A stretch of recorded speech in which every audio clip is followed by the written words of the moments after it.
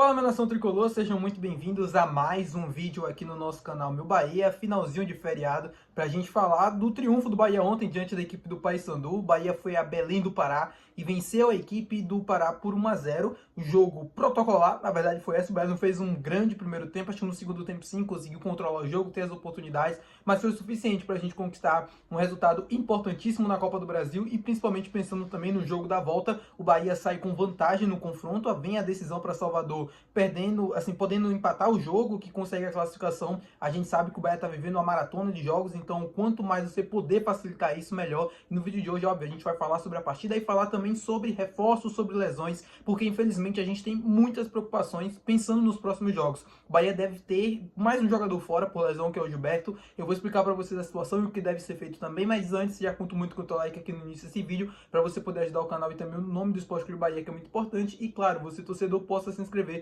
para que a gente possa atingir a marca de 20 mil inscritos. Meu nome é José Victor, para quem ainda não me conhece. Eu sou produtor de conteúdo aqui do Meu Bahia e também estudante de jornalismo. E vamos começar logo esse vídeo para a gente não perder tempo, falando obviamente sobre a partida de ontem. O Bahia venceu mais um jogo na temporada e detalhe, mais um jogo sem sofrer gols. O jogo antes, assim, quando a gente olhava para o confronto, eu imaginava que seria um jogo muito difícil, obviamente, porque eu sabia que o Bahia não utilizaria as suas principais peças e isso, né, causaria um time mais, vamos dizer, com foco de atenção um pouco menor, não desinteressado da partida, mas com nível de concentração mais baixo e o foco também. Além disso, o desentrosamento, né, que é natural quando você faz muitas modificações. O Bahia fez muitas modificações em comparação ao último jogo e conseguiu até, se você for colocar numa somatória geral, administrar muito bem isso. Mas no primeiro momento do jogo, quando começa a partida, o Paysandu teve muitas escapadas e muitas oportunidades, muito em função por conta desse desentrosamento. O Bahia que tinha muita dificuldade de circular a bola, de acertar passes, de encaixar jogadas,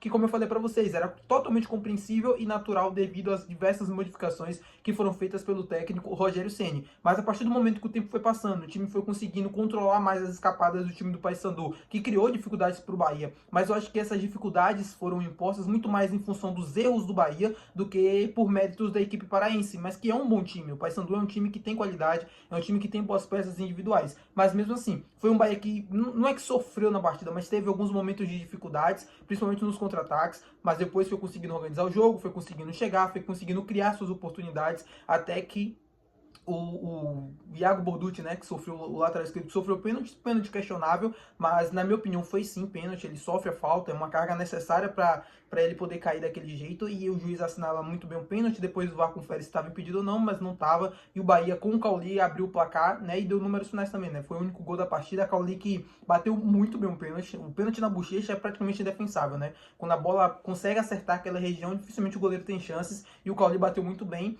E aí no segundo tempo foi já um jogo um pouco mais diferente, era um Bahia que teve um pouco mais de controle, era um Bahia que tinha mais as oportunidades, era um time do Paysandu que cansou também e não tinha mais o mesmo fôlego, não tinha mais o mesmo ímpeto para atacar, e o Bahia conseguiu controlar muito bem as ações do time adversário, mas também, sobretudo, no ataque. Criou oportunidades e poderia, né, ter feito mais gols, poderia ter levado uma vantagem ainda maior para o jogo da volta, o que não aconteceu. Mas, em função do que tudo que foi a partida, em função também do que a gente está vivendo na temporada, né, a quantidade de jogos e principalmente os deslocamentos, eu acho que foi um resultado importante e merecido. O Bahia vence por 1-0, como eu falei, vai para o segundo jogo com vantagem, mais um jogo sem sofrer gols, o que é o mais importante.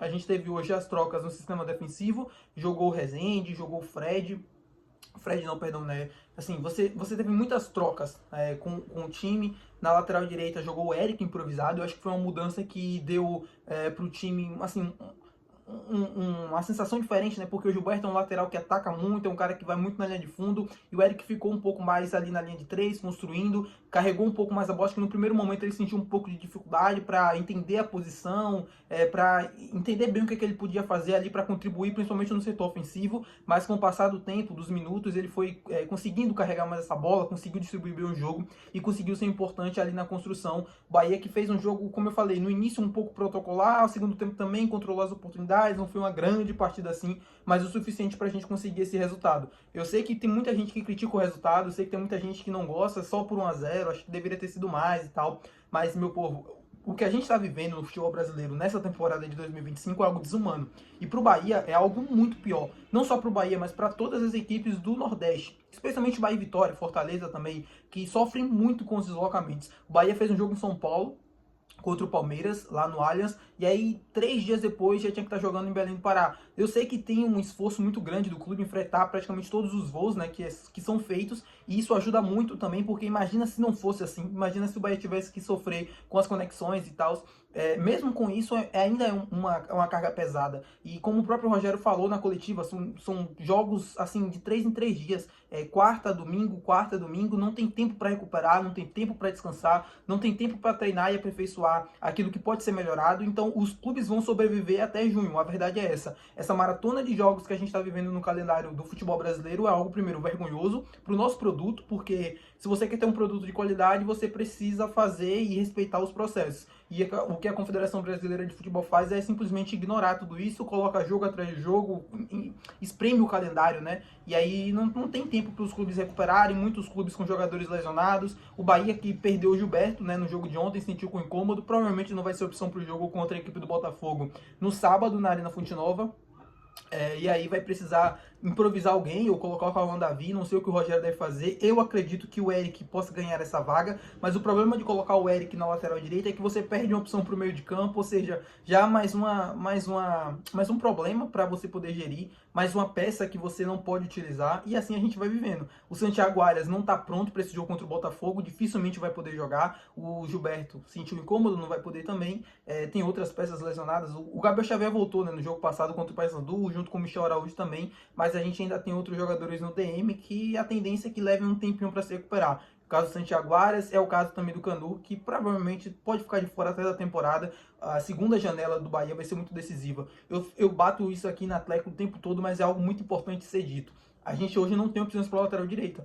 A gente vai encarar Botafogo, a gente tem uma sequência depois do Nacional do Uruguai em Salvador pela Libertadores, depois tem jogo contra o Flamengo, enfim, jogos pesadíssimos de Campeonato Brasileiro e Libertadores, e você não tem opções, você não tem jogadores no banco da posição para fazer aquela função. Então, é algo que é realmente complicado quando você quer jogar em alto nível, quando você quer disputar títulos, quando você quer vencer jogos importantes, e o Bahia está conseguindo justamente fazer isso pela competitividade. Mas só isso a longo prazo não vai ser o suficiente. Você precisa de peças, você precisa de opções de qualidade para o banco de reservas. O Bahia deve fazer sim contratações no meio do ano, pensando justamente o calendário depois de junho vai ser um pouco mais folgado. Você vai ter mais opções de jogadores, assim, vão voltar os jogadores lesionados, alguns vão voltar, e você também tem um espaçamento maior entre as partidas. Mas mesmo assim é importante que o time faça modificações, correções, né, na janela de transferências, busque mais jogadores para reforçar o time, como zagueiros, como lateral. Acho que direito pode ser uma opção interessante você reforçar para ser um terceiro lateral, um garoto que possa vir para poder crescer e ter, sabe, desenvolver aqui no Bahia, justamente para pensando a longo prazo, assim como é o Zé Guilherme, por exemplo, na lateral esquerda, jogadores para o meio de campo, porque quando você, por exemplo, o Eric vai ter que deslocar uma função, você trazer um meio campista, porque aí é mais uma opção, você ganha qualidade para repor a saída, por exemplo, do Iago Felipe, atacantes também, que o Bahia hoje carece um pouco e sente falta, principalmente jogadores de beirada de campo, tudo isso para poder fazer